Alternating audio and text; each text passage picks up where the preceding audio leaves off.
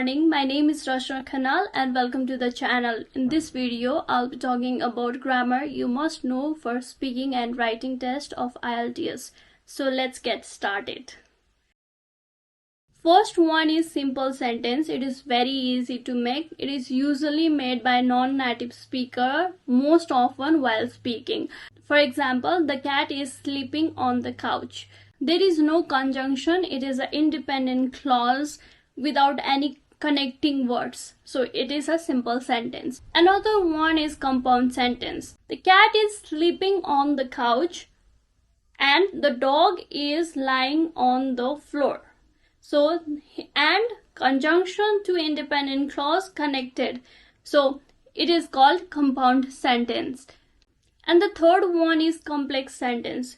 This is a sentence that will get you band 6 or above. In these type of sentences, there is independent clause, dependent clause joined by a conjunction. For example, the cat is sleeping on the couch because it found a warm spot by the window. Because conjunction, the cat is sleeping on the couch. Independent clause, dependent clauses, it found a warm spot by the window. The fourth type of sentence you can make is complex compound sentence, which is a mix of complex and compound sentence. So for example, the cat is sleeping on the couch because it found a warm spot by the window, but the dog is restless and is pacing around the room. So here at first there is a complex sentence, and at last with a but there is an independent clause making it a compound sentence as well. Next one is the correct use of punctuation, especially comma. You should be using comma before coordinating conjunctions such as and, but, or, yet. For example, I wanted to go to the park, comma, but it started raining. If first one is an independent clause, second one is a dependent clause, but it has a pronoun, then you should be using a comma before the conjunction. Another one is to set off the introductory phrase, element, or clause, such as after dinner I'm going to bed. So after dinner, comma, I'm going to bed. After dinner, this is a clause, and comma, I'm going to bed. In some cases, you should be using comma after conjunction as well. For example, however, comma, I changed my mind. Surprisingly, comma, she came to see me yesterday. Third one is for non-essential information. For example, my sister, comma, who lives in Nepal, comma, came to see me yesterday. So who lives in Nepal is not essential information. You should be putting there. But still, if you have to put there, write a comma, right? So that it differentiates that particular part of the sentence from the whole sentence. Another time you will be using comma is separating the list of items, such as I bought apple, comma, banana, comma, and oranges. So when directly addressing anyone, you should also use comma, such as Adivs, comma, can you pass me the book? You should be using comma after dates, address, also, such as she was born in July 4, comma, 1990, comma, in Nepal. So write comma in dates, address as well. And while using quotations such as he said, comma, I shall be there soon. These are the conditions where you should not miss your punctuation, or else your mark will be deducted. Now let's talk about articles. A and the. The is used for definite noun, while a and an is used for indefinite noun. So when is the used? The is used if you know about something, or a speaker and listener know about something, or it is already mentioned before, such as I saw a dog the dog was barking loudly. I saw a dog. A dog, and you have already mentioned the dogs, and second time you will be using the dog because you have already mentioned about the dog. If you are talking about unique objects, geographical location, or the country with plural lots of states or its kingdom, then you should be using the United States, because there are states, it's plural, the country is plural, and the United Kingdom is mentioned, then write the.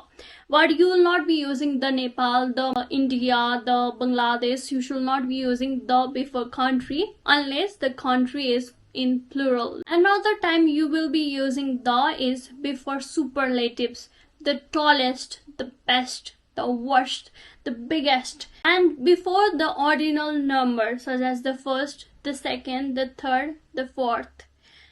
And use the before musical instrument or cultural and historical reference such as the Roman Empire. You should be using the.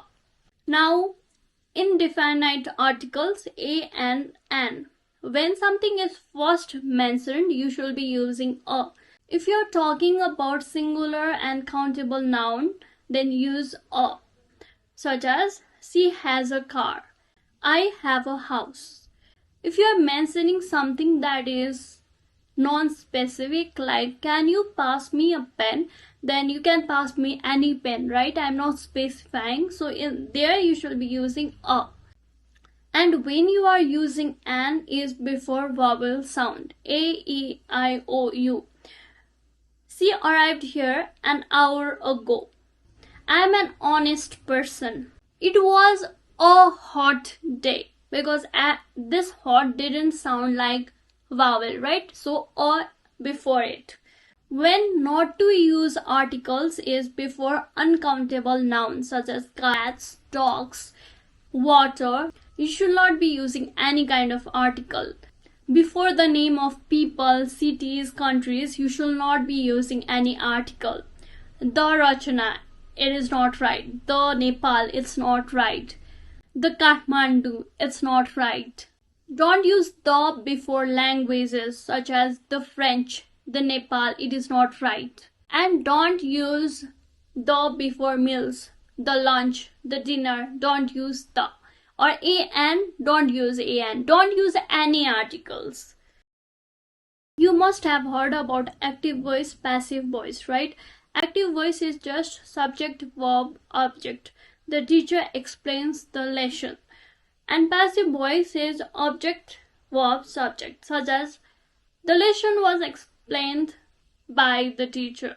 Passive voice is usually used in formal conversation, but it depends upon what is important. Like if you want to emphasize the teacher, then use active voice. If you want to emphasize the lesson, then use passive voice.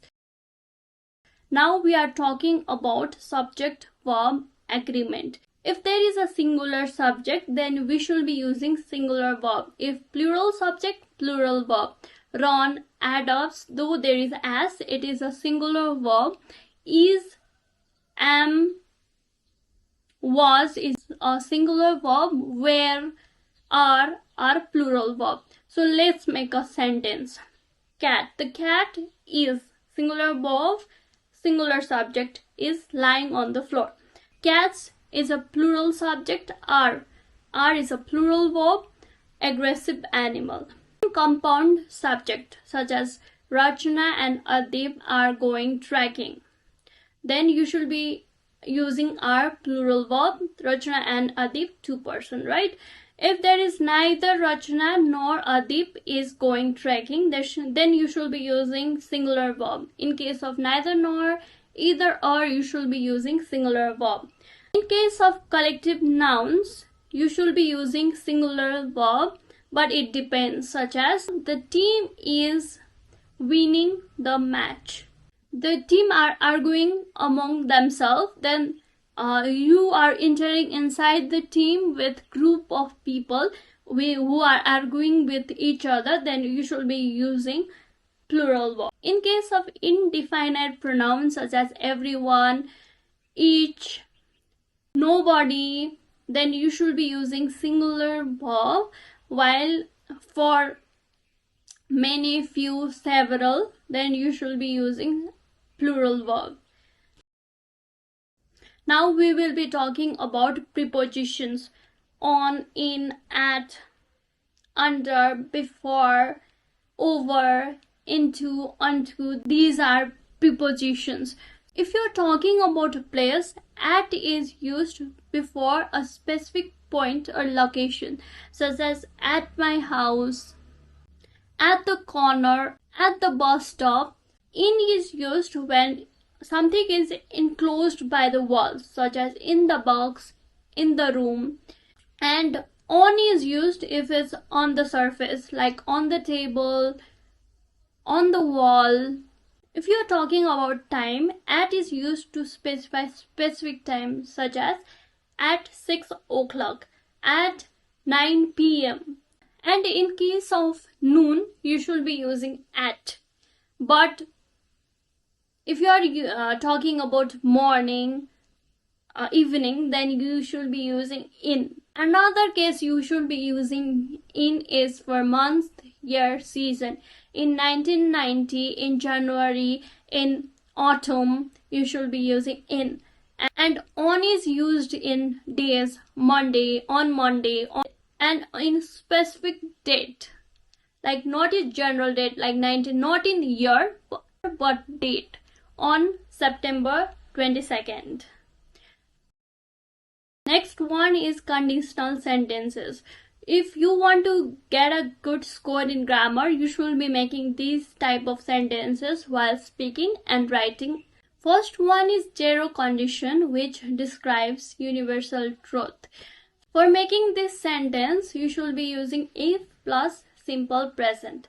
If it rains, the ground gets wet. First conditional is if plus simple present plus will. If it rains, I will stay home.